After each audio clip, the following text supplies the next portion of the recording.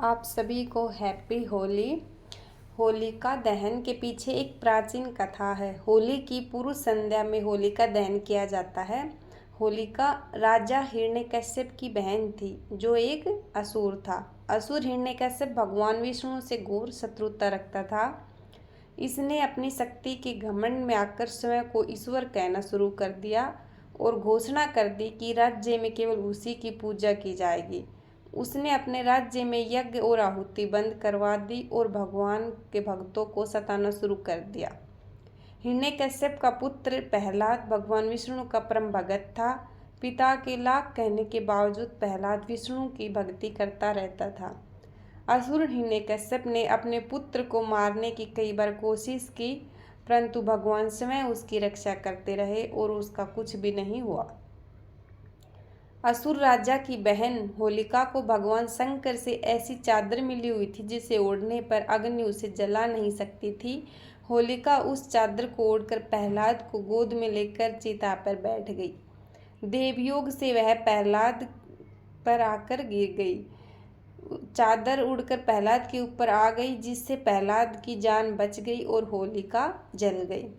होलिका दहन के दिन होली जलाकर होलिका नामक दुर्भावना का अंत और भगवान द्वारा भक्तों की रक्षा का जश्न मनाया जाता है। होलिका का त्योहार प्रेम और सद्भावना से जुड़ा त्योहार है, जिसमें अध्यात्म का अनोखा रूप झलकता है। इस त्योहार को रंग और गुलाल के साथ मनाने की परंपरा है। होली का त्योहार वैदिक काल से मनाया जाता आ रहा है।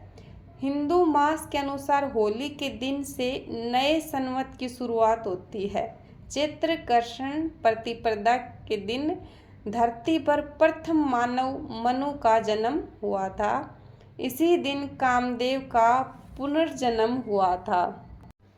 नरसिंह रूप में भगवान इसी दिन प्रकट हुए थे और हिरण्यकश्यप नामक महाअसुर का वध कर भगत प्रहलाद को दर्शन दिए थे।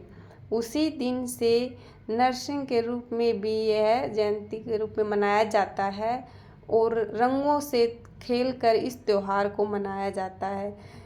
भारत में कटाई भी इस समय पूरी होती है और उसी की खुशी में ही रंग और गुलाल के साथ लोग जश्न मनाते हैं। ये भारत का प्रसिद्ध त्योहारों में से एक है। आप सभी को हैप्पी होली।